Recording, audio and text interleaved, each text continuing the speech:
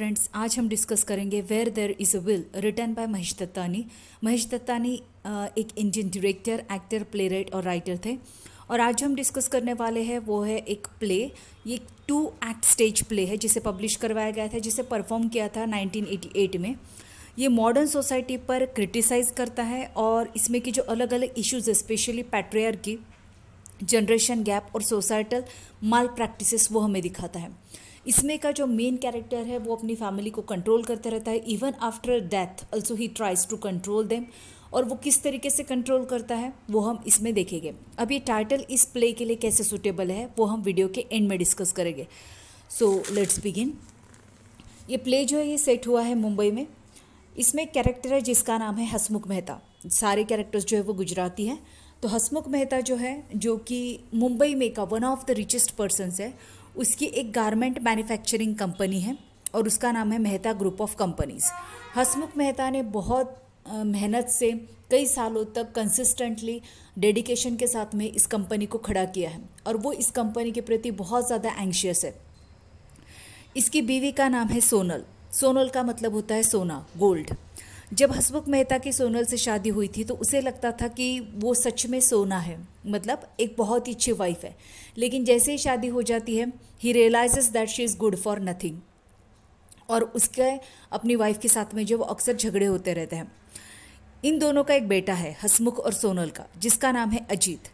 और अजीत की जो शादी हुई है वो है प्रीति नाम की लड़की से। प्रीति जो है वो काफ़ी एम्बिश अपॉर्चुनिस्ट है। वो अजीत से सिर्फ इसलिए शादी करती है क्योंकि उसके पिता के पास में बहुत सारा पैसा है और उसे लगता है कि कभी ना कभी ये पैसा अजीत के पास में आ ही जाएगा। तो that's why for the money purpose she gets married to Ajit. अभी जो हसमुख मेहता है वो ऑफिस और फैमिली दोनों जगह पर जो है वो सबको कंट्रोल करने की कोशिश करते रहता है, स्पेशली अपने बेटे और वाइफ को। उसके अक्सर झगड़े होते रहते हैं अपनी वाइफ के साथ में। हसमुख मेहता को कुछ डिजीजेस है, जैसे कि उसे हाइपर टेंशन होता है, हाई बीपी है, हाई कोलेस्ट्रॉल है, he has some problems of heart also. तो उसका जो हार्ट है इट्स एनलार्जिंग एवरी डे। तो कई सारे इश्यूज़ है उसको, हेल्थ इश्यूज़ बहुत ज़्यादा। वो स्मोकिंग भी करता है। अभी जो हसमुख मेहता है वो बिल्कुल भी खुश नहीं है। वो प्ले के दौरान एक बार कहता है कि when he got married to his wife Sonal at the age of 22, वो सबसे बड़ी ट्रेजेडी थी उसकी लाइफ में की। और दूसरी ट्रेजेडी थी जब नेक्स्ट ईयर उनका बेटा अजीत पैदा हुआ था। वो इन दोनों को मिसफॉर्चून समझता है। उसकी वजह यह है कि वो इन दोनों को कंट्रोल करने की कोशिश करता है और वो उस तरीके से बिहेव नहीं कर पाते, तो ये और ज़्यादा इरिटेट होता है।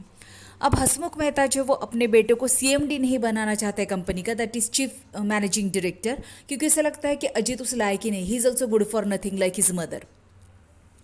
तो घर में एक तरीके का इरिटेशन, कांस्टेंट क्वारल्स हमें देखने को मिलते हैं। तो हसमुख मेहता जो वो बिल्कुल भी खुश नहीं है अपनी फैमिली में।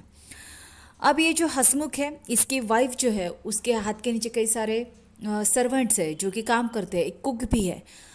तो सोनल जो है वो कुछ भी काम नहीं करती। She is not able to perform all the household chores. वो उन सर्वेंट्स पर बहुत ज़्यादा डिपेंडेंट रहती है।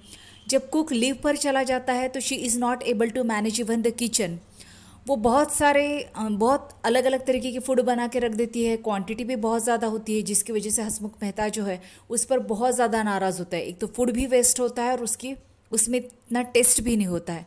तो हसमुख मेहता जो है वो बहुत ज़्यादा इरिटेट होता है अपनी वाइफ से। लेकिन सोनल जो है वो बहुत ही डेडिकेटेड वाइफ है। वो अपने हस्बैंड की जो है वो बातें मानने की, उसकी जो भी इंस्ट्रक्शंस है उनको फॉलो करने की हमेशा कोशिश करती है। वो अपने हस्बैंड को सजेस्ट करती है कि आप स्मोकिंग मत करो, आपको ऑलरेडी एक बार हार्ट अटैक आ चुका है, अगर आपको फिर से कुछ हो गया तो सब मुझे ही दोष देंगे। लेकिन हसमुख मेहता जो है वो उसकी बिल्कुल नहीं सुनता है। खैर, ये जो हसमुख मेहता, इसकी कुछ दवाइयाँ भी चल रही होती है हाई बीपी की। और क्योंकि अब उसे घर में वो कंफर्ट नहीं मिलता है, इमोशनल सपोर्ट नहीं मिलता है, तो he seeks that support outside his house. उसकी कंपनी में एक लेडी होती है जिसका नाम होता है किरण जवेरी। ये मार्केटिंग एग्जीक्यूटिव होती है मेहता ग्रुप ऑफ कंपनीज़ की। तो हसमुख मेहता जो है उसका और किरण का जो है वो अफेयर चलता है। अब किरण की जो है शादी करवाई जाती है, हसमुख मेहता ही करवाता है, एक बंदे से जो कि ड्रंकार्ड होता है, जो कि बहुत ज़्यादा शराब पीता है। ये एक नॉमिनल शादी होती है। और वो जो हस्बैंड होता है किरण जवेरी का, वो एक्चुअली एक्साइज ऑफिसर होता है। लेकिन वो इतना ज़्यादा ड्रिंक करता है और करप्शन के चार्जेस में भी जो उसे उसकी जॉब से हाथ धोना पड़ता है। अब उसे पता होता है कि उसकी वाइफ और हसमुख का जो है वो अफेयर है, लेकिन वो माइंड नहीं करता है क्योंकि उसकी डिमांड बस एक ही चीज़ होती है कि उसे एक फुल वाइन बॉटल चाहिए होती है एवरीडे, और वो हसमुख जो है वो प्रोवाइड करता है दैट मनी। तो इसलिए किरण का और हसमुख का अफेयर जो है वो बिना किसी रोक टोक चलते रहता है। खैर अब इधर जो हसमुख मेहता होता है, जैसे मैंने आपको बोला कि उसके घर में की क्या कंडीशन है, he is very anxious for his business, और वो एक डिक्टेटर की तरह बिहेव करते रहता है। बहुत ही स्टबन है और चाहता है कि उसकी पूरी फैमिली जो है वो उसको फॉलो करे, मतलब जो भी उसके इंस्ट्रक्शंस है।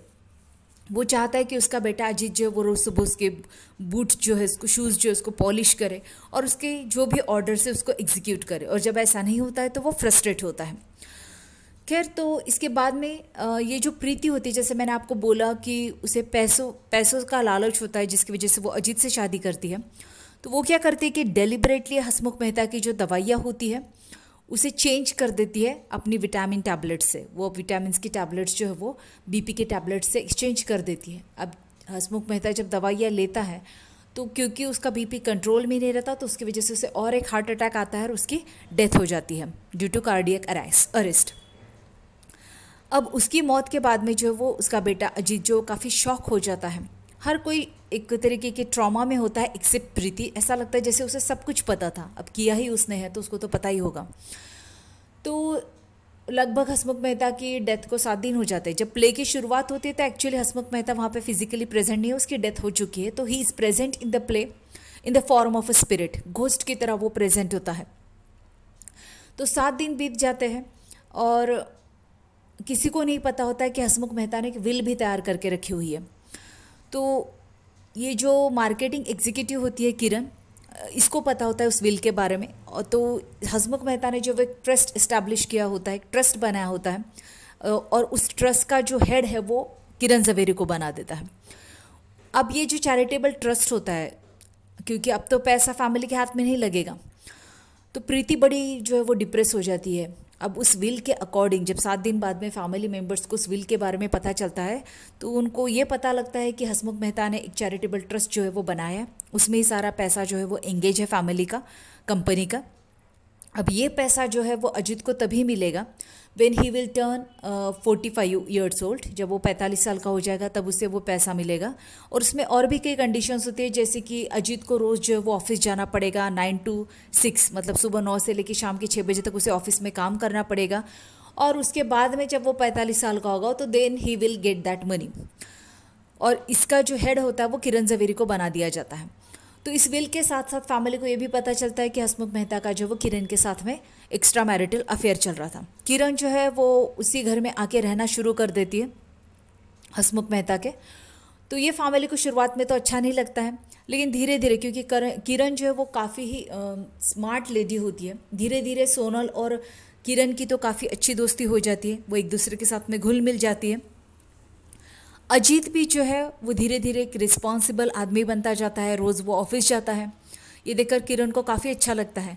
लेकिन सिर्फ प्रीति जो है वो काफ़ी ज़्यादा ट्रबल करती रहती है किरण को। उसे किरण का उस घर में आना बिल्कुल पसंद नहीं आता है और वो डिप्रेस्ड भी हो जाती है कि क्या ये अजीत को अभी भी पैसा नहीं मिलेगा। मतलब उसने इतना प्लानिंग करके हसमुख मेहता की जो है वो डेथ को पॉसिबल करवाया और फिर भी उसे पैसा नहीं मिला।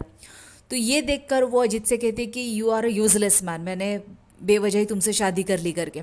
तो तब प्रीति का जो एक्चुअल चेहरा है वो भी लोगों के सामने आता है। एक दिन गुस्से गुस्से में प्रीति जो है वो किरण के सामने जो है वो एक्सप्रेस कर देती है कि उसने जो है वो टैबलेट्स चेंज की थी जिसकी वजह से हसमुख मेहता को जो है वो कार्डियक अरेस्ट हुआ है। तो किरण जो है वो कहती है कि अगर अब तुमने मुझे ज़्यादा ट्रबल किया तो ये सच्चाई जो वो मैं सबके सामने लेकर आऊँगी। तो जिसके बाद में प्रीति जो वो सबमिसिव हो जाती है और वो भी जो है वो किरण को ठीक से फॉलो करने लगती है without causing her any kind of a trouble. तो धीरे धीरे किरण का जो वो पूरी फैमिली पे कंट्रोल आ जाता है। और इस तरीके से ये जो प्ले है हमें दिखाई देता है कि जो हसमुख मेहता का जो कंट्रोल था वो कंट्रोल वो कायम रखता है अपने विल के through even after his death. धीरे धीरे फैमिली जो है वो ट्रैक पर आ जाती है। हर कोई इंसान जो है, सोनल है या प्रीति है या अजीत जो है, वो अपना अपना एक रास्ता ढूंढ लेते हैं जीने का, अपनी आइडेंटिटी का। जब वो उस कंट्रोल से फ्री हो जाते हैं, when they were empowered by Hasmukh Mehta's personality, तो उससे कहीं ना कहीं अब वो तीनों फ्री हो जाते हैं। सोनल भी कांस्टेंट टेंशन में रहती थी बिकॉज ऑफ हसमुख मेहता, तो वो भी फ्री हो जाती है, वो भी खुल के जीना शुरू कर देती है। अजीत भी जो वो एक रिस्पॉन्सिबल इंसान बन जाता है। अब इस टाइटल को समझ लेते हैं। इसमें की थीम तो यह है कि हमें पैट्रियार्कल कंट्रोल जो है वो दिखाया गया है। अगर हसमुख मेहता प्यार से थोड़ा सा अजीत को स्पेस देता था उसकी पर्सनालिटी को डेवलप होने के लिए, तो मे बी अजीत जो है वो उसके ज़िंदा रहते हुए ही एक रिस्पॉन्सिबल इंसान बन जाता था। यहाँ तक कि वो प्रीति का जो रियल पर्सनालिटी है वो भी समझ जाता था और उसे भी जो है वो कंट्रोल में रख सकता था। सोनल के साथ में अगर उसके रिलेशन अच्छे होते थे तो सोनल भी जो है वो विदाउट बीइंग इंटेंशन वो भी अपनी जो वाइफली रिस्पॉन्सिबिलिटीज़ है वो अच्छे से निभा पाती थी। लेकिन हसमुख मेहता की पर्सनालिटी कुछ ऐसी थी कि वो हमेशा कंट्रोल ही करना चाहता था। And relationships are not made for the control. वो कोई रोबोट नहीं है जिसको आप कंट्रोल कर सकते हो। तो इमोशंस या कंफर्ट जो होता है वो नहीं होता है रिलेशनशिप्स में बिकॉज ऑफ हसमुख मेहता, जिसकी वजह से उसे भी वो चीज़ नहीं मिलती है दूसरों से। तो ये था play where there is a will. अब टाइटल को समझ लेते हैं। विल का मतलब तो सीधे सीधे आप समझ सकते हैं कि हसमुख मेहता की विल को यहाँ पर इंडिकेट किया जा रहा है। तो वर्ड टू वर्ड अगर आप मीनिंग ले तो ये है कि where there is a will, तो यहाँ पर हसमुख मेहता की विल को जो वो रेफर किया जा रहा है। सेकेंड मीनिंग ये है कि जहाँ पर विल होती है, जैसे कि आप प्रोवर्ब जानते हो इंग्लिश में का, where there is a will there is a way. तो जहाँ पर एक स्ट्रॉन्ग डिटर्मिनेशन होता है तो वहाँ पर आपको रास्ता मिल ही जाता है। मतलब ये जो तीनों लोग हैं, अजीत, सोनल या प्रीति, ये अपना अपना रास्ता ढूंढ ही लेते जीने का। पैसा नहीं मिलता है, ट्रस्ट में एंगेज रहता है, इसके बावजूद धीरे धीरे चीज़ें जो वो सुधरती जाती है। और इतने सालों तक हसमुख मेहता का जो टॉर्चर होता है उसमें से वो सर्वाइव करते वो लोग जो है वो अपनी ज़िंदगी को आगे जो है वो जीते हैं। तो ये हो गया इसका सेकेंड मीनिंग। तो ये था play where there is a will, written by Mahesh Dattani. अगर आपको वीडियो हेल्पफुल लगता है तो don't forget to subscribe to the channel, hit the like button and share the video and stay tuned for the notes.